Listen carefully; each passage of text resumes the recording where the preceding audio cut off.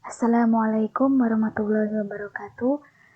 Alhamdulillahirrabbilalamin. Wabihi nasta'inu ala umuri dunya waddin. Wassalatu ala asrafil anbiya wal mursalin. Wa ala alihi wa sahbihi ajma'in amma ba'du.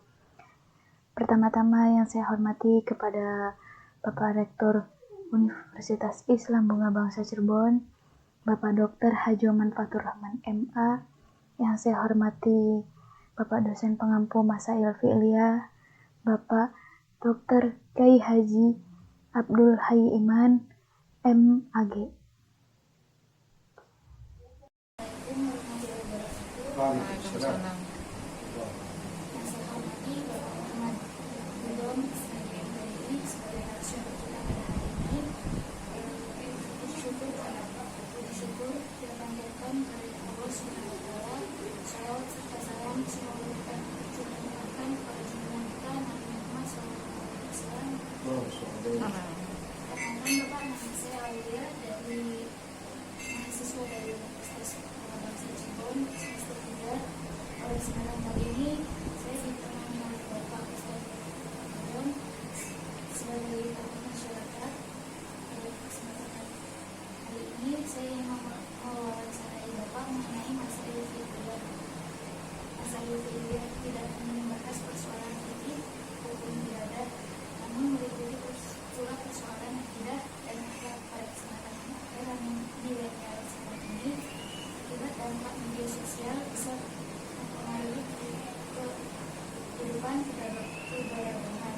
Mohon pencerahannya bagaimana kita bersikap dengan adanya pergeseran keberagaman dalam persoalan hukum dan ibadah, akidah dan akhlak tersebut.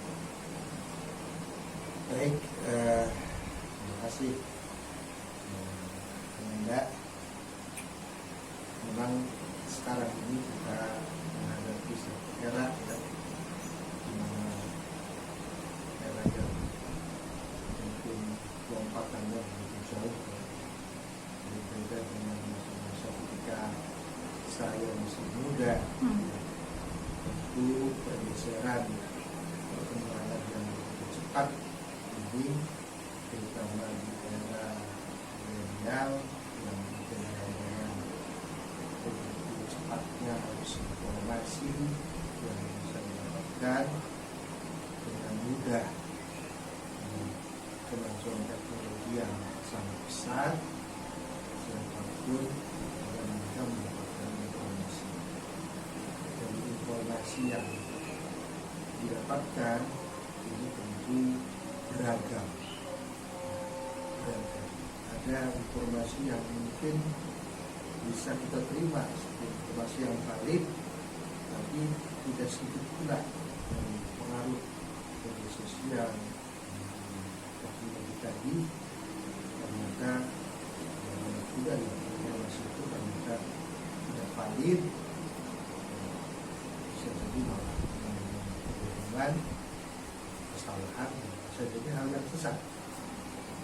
Oleh sebab itu, menghadapi ini semua, itu kita sebagai umat yang beragama Islam itu harus mampu pertama menyaring informasi yang kita dapat, kemudian juga memilih sumber yang valid yang bisa memang dipertanggungjawabkan secara syariat. Kemudian juga yang tentu tidak kalah pentingnya, kita sebagai Islam harus terus membekali diri dengan pengetahuan yang terkait pergeseran tadi, terkait masalah yang terjadi di tengah masyarakat di era yang begitu cepat tadi, mungkin terjadi pergeseran dari berbagai macam sisi terkait dengan keberagaman. Orang mungkin sekarang ini kalau misalkan tidak berkehati-hatian, dari sisi pemahaman beragama ini bisa jadi kemudian terjadi kebingungan. Contoh misalkan dalam hal akidah, orang pasti mengaku sebenarnya pahamnya misalkan harus sunnah wal jamaah, tapi setelah dipahami, dipelajari, ternyata bisa jadi keluar dari nilai ahli sunnah wal jamaah. Contoh saya memberikan, ahli sunnah wal jamaah itu mengajarkan tawassut. Tawassut itu moderat. Ada orang-orang yang mengaku ahli sunnah wal jamaah tetapi justru tidak mempraktekkan tawassut, mudah mengkafirkan orang yang tidak sepaham, macam-macam lah, menganggap orang lain salah. Ini tentu jauh dari tawassut. Itu kaitannya dengan akidah. Kemudian juga dari sisi ibadah, jadi orang ketika tidak memahami secara lebih dalam, itu bisa jadi secara ibadah nantinya istilahnya akan terjadi tumpang tindih. Contoh saja dalam memahami fikih itu kan kita mengenal ada yang namanya mazhab arba'ah, itu ya 4 mazhab yang kita kenal. Orang dulu itu kan berpegang pada salah satu mazhab.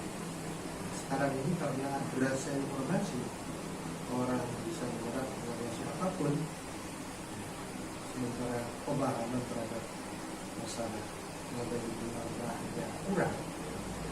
Jadi dalam beribadah jadi kemudian ada campur aduk.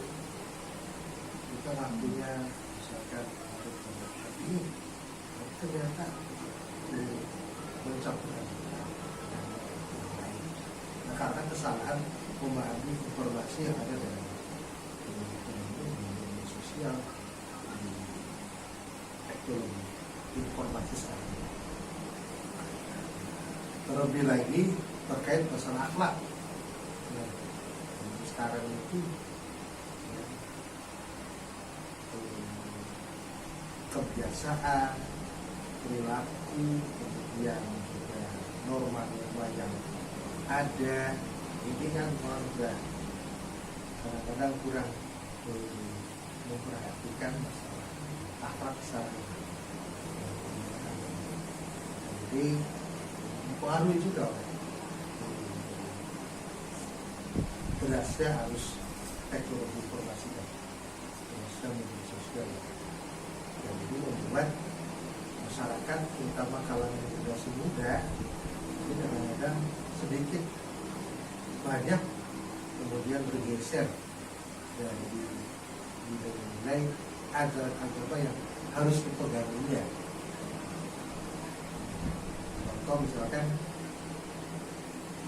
berakhlak kepada orang tua.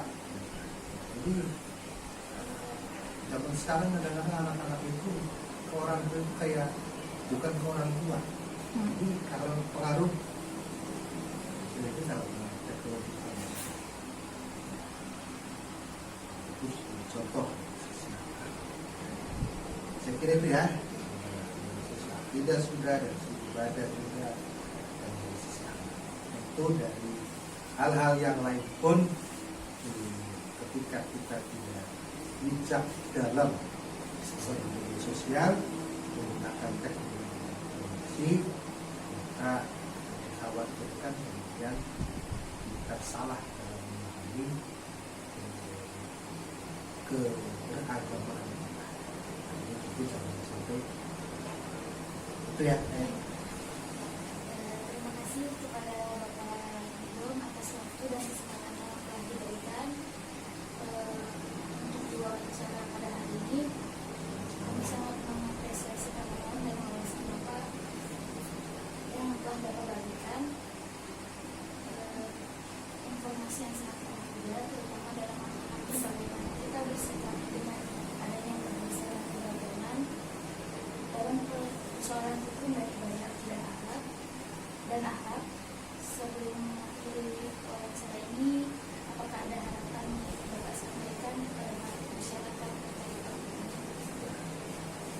betul seperti yang saya sampaikan tadi, masyarakat tentu semuanya ya harus pandai dan bijak dalam berdiskusi. Lagi kita mudah terprovokasi dengan gampang komen, gampang bikin status, gampang apa namanya ya sosial. Ini tentu apa namanya dari catatan kita semua bahwa hal-hal yang seperti itu jauh dari dunia. Ini kesadaran akan itu jadi menjadi filter bagi buat kita ketika kita bermedia sosial menggunakan gitu. Ya, sekali lagi terima kasih banyak kepada Bapak atas kesediaan waktunya. Ya, Mohon maaf. Assalamualaikum. Waalaikumsalam warahmatullahi wabarakatuh.